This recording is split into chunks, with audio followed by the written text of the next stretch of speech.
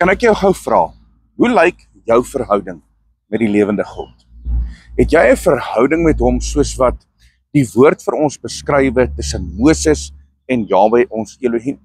Want onthou een ding, dat Moses is 'n mens net soos ek en jy. Hy's 'n doodgewone mens net soos ek en jy wat 'n roeping op sy lewe ervaar. En so is daar ook op ons lewe, elkeen van ons, maak nie saak wie jy is nie, het 'n doel hoekom jy op hierdie aarde is. Jy het 'n doel.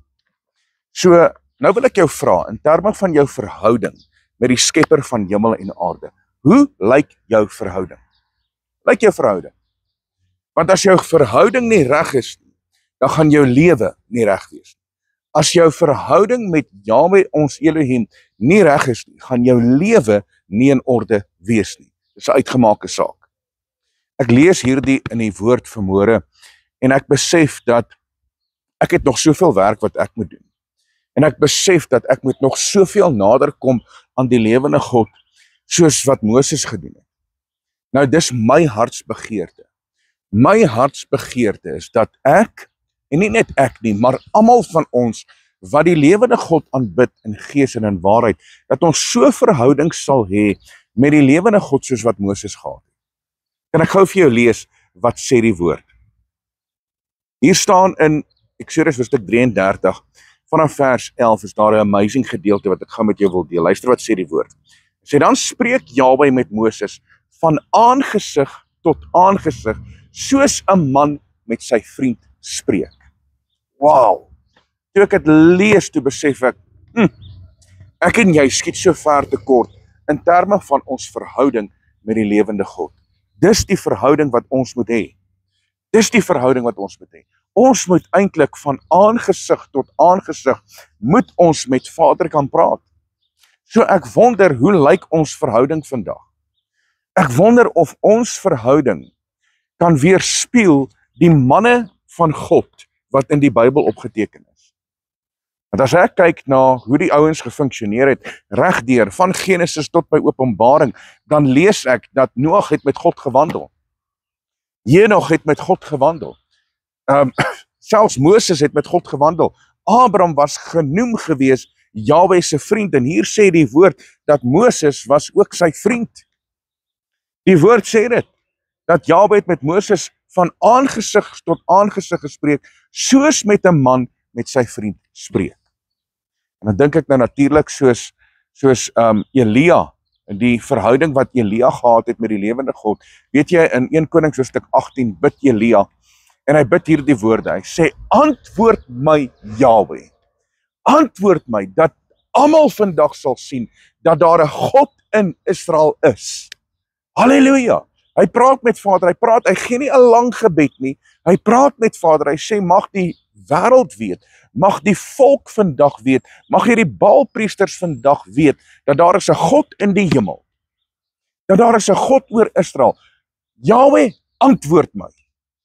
En wat gebeur? Vader antwoord met vuur. Yes, amazing. En dis presies die verhouding wat ek en jy ook kan hê met hom. Want nou kom die woord in die boek van Jakobus, en hy sê, dat Elia was 'n man net soos ons, hy was 'n man net soos ons, en hy het ernstig gebid, dat het nie moet reën nie, en dit het nie gereën nie. Toe het hy weer ernstig gebid, dat het moet reën, en toe reën dit. Hy het ernstig gebid, dat die lewende God sal antwoord met vuur, en dit het gebeur. So wat keer ons in ons verhouding, dat ons so verhouding sal hê, soos wat Moses gehad het? Dat ons so verhouding sal hê, soos wat Henog en Noag gehad het, want Vader sê dat hulle het met my gewandel. Wat keer ons? Wat stop ons om so verhouding te hê? Kan ek vir jou sê, wat stop ons? Ons perspektief. Dis wat ons stop. Ons perspektief stop ons om so verhouding te hê, want jy sien, ons is so gemuld in hierdie wêreld. En in hierdie wêreld, in hierdie samelewing, moet ek iewers te inpas in die samelewing, want hierdie mense, ek kan vandag vir jou sê, Moses, Henog, Noag, Elia, het nêrens ingepas in die wêreld nie, nêrens nie. Hulle het nêrens ingepas in hierdie wêreld nie. En as gevolg van die feit dat hulle nie ingepas het nie, het hulle hierdie verhouding gehad met die lewende God. So as ek en jy wil inpas, gaan dit 'n blokkasie veroorsaak met ons verhouding met die lewende God. So moenie inpas in hierdie wêreld. Inteendeel, ek en jy moet uitstaan. Inteendeel, ons moet so verhouding hê dat ek 'n vriend genoem sal word, dat jy 'n vriend genoem sal word van die lewende God. Net soos Abraham. Abraham was sy vriend genoem gewees. En Yeshua het aan Abraham verskyn, as jy gaan lees in die boek van Genesis, dat Yeshua het aan Abraham verskyn, en dis hoekom Yeshua gesê het in Johannes hoofstuk 8, het hy gesê, voordat Abraham was ek. Voordat Abraham was, en Abraham het my gesien. Hy sê dit. Nou waar staan dit? Dit staan in die boek van Genesis, waar Yeshua saam met 2 engele opgedaag het, en hy het in die tent ingegaan van Abraham. Hy het saam met Abraham iets geëet. Jy sien, en dis die verhouding wat ek en jy moet hê. Ons moet so verhouding hê, waar ons die lewende God dien in gees en in waarheid, en inteendeel dat ons sy vriend genoem sal word. So moenie dat hierdie wêreld jou muld, en dat jy so betrokke sal raak met die dinge van hierdie wêreld, dat jy vergeet wie die lewende God is.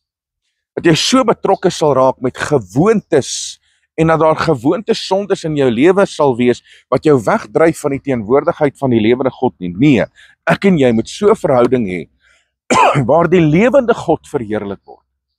Ons moet so verhouding hê, waar die God van hemel en aarde in elke aspek in ons lewe verheerlik word.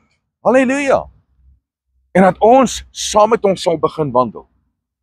Dat ons so verhouding sal hê, dat ons saam met hom sal wandel, dat ons verbond bevestig sal wees vanweë die bloed van die lam, en dat niks in hierdie wêreld daardie verbond wat ons het met die lewende God ooit sal kan skade rig.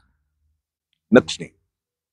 Mense, ek wil hierdie vandag met jou deel, dat jy sal weet, net soos wat Moses hierdie verhouding gehad het, so kan ek en jy ook so verhouding hê. So wat keer ons? Wat stop ons? Moenie dat enige iets in jou pad staan met jou verhouding met die lewende God nie. Moenie dit toelaat nie. Moenie toelaat dat jou perspektief, jou lewenswyse en hoe jy funksioneer in die pad staan van 'n bo-natuurlike verhouding met die lewende God nie. Want my hartsbegeerte is dat ek net sal naderkom aan die lewende God. My hartsbegeerte is dat jy 'n diep, intieme verhouding sal hê met Jahwe ons Elohim. En weet jy wat? Die tyd raak min. En ons lewe in die laaste dae. En ons kan nie nou nog gefokus wees of gekoppel wees aan die dinge van hierdie wêreld en verwag dat ons verhouding met hom moet reg wees nie. Nee, kom ons verander. En kom ons kom in 'n verhouding waar hy verheerlik word en waar ons van aangesig tot aangesig met die lewende God kan praat. Dat hy in ons hart bo-natuurlike dinge kan verrig, soos in die dae van ouds. Halleluja. Nou baie dankie dat jy ingeskakel is, dankie dat jy deel is van hierdie bediening. Dankie vir elke like, dankie vir elke kom en dankie vir julle gebede. Ons waardeer dit. En ons waardeer julle liefde en julle betrokkenheid by ons gemeente en ons bediening. So mag jy geseënd wees en geniet jou dag. Van my kant af, Rian Abri, tot volgende keer. Shalom.